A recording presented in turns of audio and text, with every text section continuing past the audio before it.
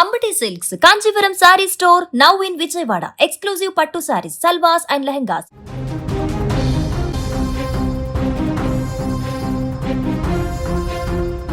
విశాఖలో దారుణ ఘటన జరిగింది. అరిలోవాలో అనుమానంతో భార్యను భర్త హతమార్చేశాడు. ఆత్మహత్యగా చిత్రీకరించే ప్రయత్నం చేశాడు. కానీ పాపం పండింది, దొరికిపోయాడు. ఫ్రిడ్జ్ వెనక నక్కి ఉన్న అతన్ని కుటుంబ సభ్యులు గుర్తించి పోలీసులకు అప్పగించారు. ఇక బాలాజీనగర్లో నివాసం ఉంటున్నటువంటి దేవుడు అనే వ్యక్తి, ఆయన దుర్గా భార్య ఉంది. ఇద్దరూ కూడా సిరిపురంలోని వస్త్ర దుకాణంలో పనిచేస్తూ ఉన్నారు. భార్య ప్రవర్తనపై అనుమానం పెంచుకున్న దేవుడు తరచూ ఆమెతో గొడవ పడుతూ ఉండేవాడు. ఇంట్లో ప్రతిరోజు గొడవే.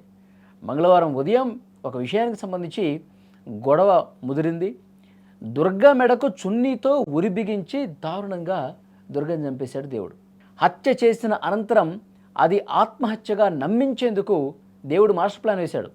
ఆమె మెడకు ఉరితాడు బిగించి గదికి లోపల వైపు నుంచి గడియ పెట్టి తాను కూడా లోపలే దాక్కున్నాడు.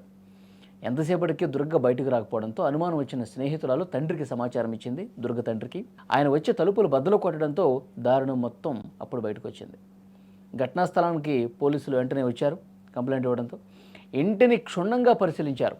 ఇంట్లోనే బైకు, సెల్ ఫోన్ ఉన్న భర్త దేవుడు కనిపించకపోవడంతో అనుమానం బలపడింది.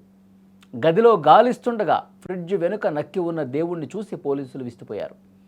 వెంటనే అతను అదుపులోకి తీసుకుని విచారించగా తానే చంపినట్లు అంగీకరించాడు. అనుమానం పెనుభూతమైతే ఎంతటి దారుణానికైనా ఒడిగడతారంటానికి ఇదొక ఉదాహరణ. పోలీసులు ఆ దేవుడు అనే వ్యక్తిని రిమాండ్కు తరలించారు. ప్రస్తుతం బాలాజీనగర్ ప్రాంతంలో విషాద ఛాయలు అనుకుని దృశ్యాలు కూడా మీరు చూస్తున్నారు. ఫ్రెండ్కి తెలిసిందండి, ముందు ఫ్రెండ్కి తెలిసింది భార్య భర్తల మధ్య ఎన్నో గొడవలు ఉంటే దాన్ని ఆ గొడవల్ని సామరస్యంగా పరిష్కరించుకోవాలి. కానీ ఇలా చంపుకుంటూ పోతుంటే కనీసం మనుషులకి మానవత్వం అనేది లేకుండా పోతుంది. గొడవ జరుగుతుందని చెప్పి భార్య మీద అనుమానం ఉంది. అతనికి అనుమానం ఉంది, ఎప్పటి నుంచో గొడవలు జరుగుతూ ఉన్నాయి. ఈ గొడవ పెద్దదవడంతో ఇక ఆవేశంలో చంపేశాడు. అయితే యాక్చువల్గా వీళ్ళిద్దరూ పనిచేస్తారు కదా, ఫ్రెండ్స్ కూడా. ఆమె వచ్చి ఆమె ఒకటే ఫోన్ చేస్తూ ఉంది ఇంటి దగ్గరికి వచ్చి. లోపల నుంచేమో గడియ పెట్టింది, ఫోన్ ఏమో ఎంత లిఫ్ట్ చేయట్లా.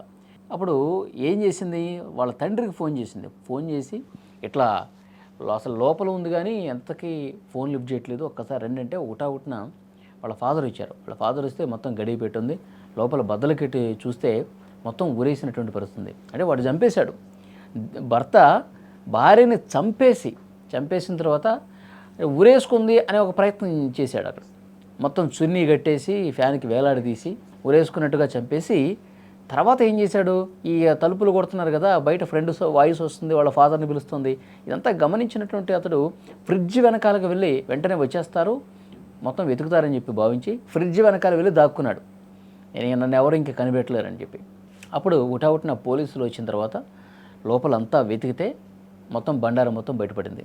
ఫ్రిడ్జ్ వెనకాల దాక్కుని ఉన్నాడు. అంటే పోలీసులకు తెలుసు కదా, లోపల నుంచి గడియ పెట్టిందంటే మనిషి లోపలే ఉంటాడు కదా, మరి చనిపోయిందంటే ఏదో జరుగుంటుందని చెప్పి అనుమానం ఉంది కదా. సో ఇల్లు మొత్తం వెతికితే ఫ్రిడ్జ్ వెనకాల ఏమీ తెలియని ఒక నంగనాచిలా దాక్కున్నాడు ఫ్రిడ్జ్ వెనకాల. వెంటనే అతన్ని అరెస్ట్ చేశారు. మొత్తం నిజం కూడా ఒప్పుకున్నాడు.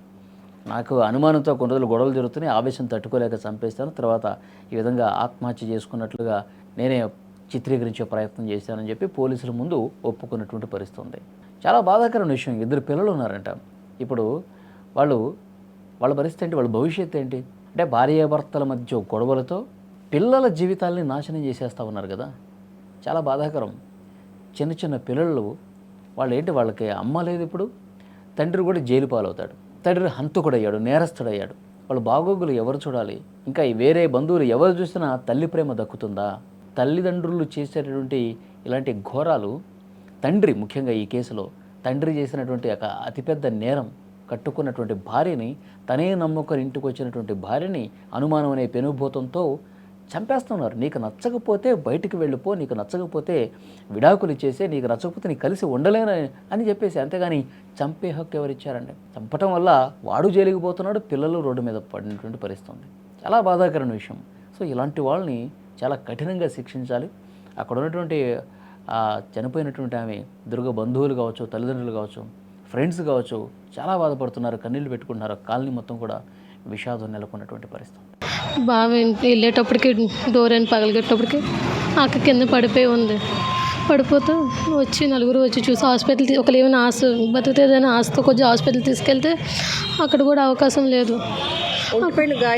ఉన్నాయి ఇదంతా ఉన్నాయి. ముక్కులోంచి బ్లడ్ వస్తుంది. చిన్న చిన్న ఘాట్లు అయితే ఉన్నాయి. ఉన్నాయి. ముందు ఆత్మహత్య అనుకున్నారా మీరు కూడా? తనంతలు తనే చేసుకుందేమో అనుకున్నాం. తర్వాత చూస్తే 4కి చూస్తే సీసీ ఫుటేజ్లో చూస్తే బావగారు పైకి వెళ్ళిందే ఉంది కానీ కిందకు వచ్చింది లేదు. లేకపోతే వాళ్ళకి అనుమానం వచ్చి వెళ్తే ఇంట్లోనే ఉన్నారు. ఇంట్లో ఉండడం వల్ల వాళ్ళకి పెళ్ళి అయిన దగ్గర నుంచి ఇలా అనుమానం సగం ఉంటే ఎప్పుడు మామూలుగా కదా అనుకునే వాళ్ళం, కానీ ఇలాగ ఎంతవరకు వస్తుందని మేము ఎప్పుడు ఊహించలేదు అసలు.